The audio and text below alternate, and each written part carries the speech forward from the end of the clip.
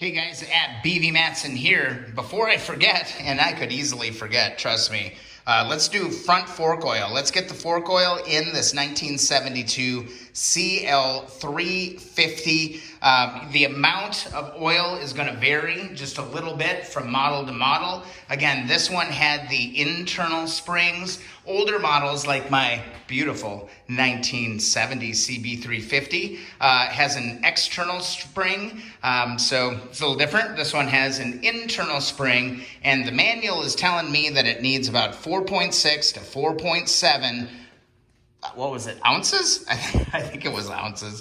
I'll check the manual of fork oil. So here's how you do it.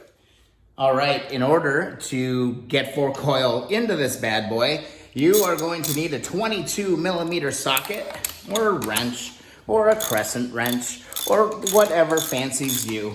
And you're just going to need to take off your top caps on your forks. Okay, so we'll do this one at a time. We'll go through it. Might not show you the second one because this is pretty straightforward stuff. All right, remember these are spring loaded. These should pop up and then come right out. So I've actually got this right here. That's gonna pop out. There is our fork lid, and then what we're gonna do is we're gonna drop our oil straight down into here. All right, it's 4.6 ounces, 4.6 to 4.7 ounces go into this bad boy. So let's tear open. Oh my God, why would they put this on there so good? Okay, anyway, I'm gonna look at this. I really like these. I wish this was a little bit more specific, but it does have a 4-ounce mark, so I'll just go a little bit over that. And the cool thing is that you can actually control the flow with it. So you can actually open it and close it, and you can go, nice and easy with this stuff. So let's go ahead and put 4 ounces in, just a little bit more. And I'm going to say that that's about 4.6 ounces. It's just a little over, but I'm probably going to spill some. I mean, it's it's a pretty much given. So let's move back over to the bike. All right, back over at the bike. I'm just going to gently kind of position my funnel just like this. Oh man, you guys have a terrible shot at this. And I'm just going to really slowly open my valve. And I'm going to watch really carefully to make sure that I'm not spilling anything. There, I'm getting it going in. Open it up just a little bit more. Come on, buddy. There we go. Ooh, gotta go slow. Kind of seeps in. So you gotta go slow. There, yeah, it's easing its way in. You just gotta add it real slow, it looks like. I've never dealt with one of these internal spring ones before. But yeah, it's going down in there. Beautiful. This is one of those things that I totally could have forgotten to do. Just gotten the bike going and gotten all excited and stuff. And yeah, sure enough, I just spilt just a little bit. Not a crazy amount, but you're not doing your job right if you don't spill just a little bit of product every once in a while. So I'll just kind of open this thing up, let her bleed in just a little bit. Get this 4.6 ounces of fluid inside of this thing. There we go. Yeah, you just gotta kind of go slow with it, I think, is kind of the deal. Come on.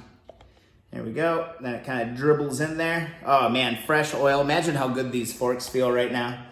They're just like, oh, you are my favorite person in the entire world right now.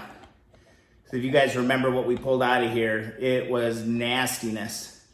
Nasty, old, 30, 40-year-old fork oil probably. And went to town on shaping all these things up, guys. It feels good to be in this position, to be adding this and getting this thing, really, I mean, we are almost pretty much an ignition away from getting this thing all dialed in. It's going to be really awesome. So I'll keep adding all of this and get back to you in a second. All right, fork oil is in, good 4.6 in, or at least as good as I'm gonna get it. And now I gotta get this thing back on there. So basically just spin it, and just remember, it is spring loaded. So you're gonna start it on the center post. I should probably show you that.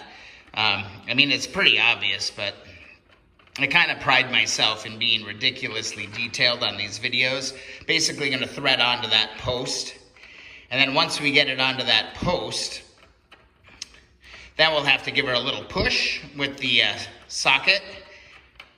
And then we're good to go, unless it's actually gonna go. Oh man, it actually is just gonna go, so I can just grab this, drop this thing in. Man, I am like the wonder of one-handed videography today.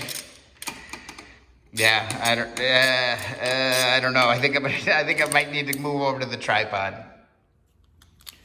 Oh yes, much easier with two hands. And we're just gonna go ahead and tighten this bad boy up. And we got oil in the front fork, or at least one of them.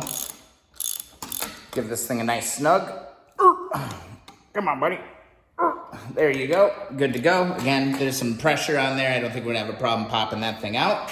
Good to go. Let's move on to the other side. There we go. 4.6 to 4.7 ounces of fork oil have been added to the 1972 CL350. The only thing left to do is to hop on and give it a few pushes. All right, let's make sure that we've got some good oil circulation. Just gonna give this thing a few bounces. Look for any leaks. We shouldn't have any leaks because we put new seals in it. We rebuilt the entire deal. So we should be good to go. And there we go. I think we're in good shape on the 1972 CL350 as far as fork oil goes.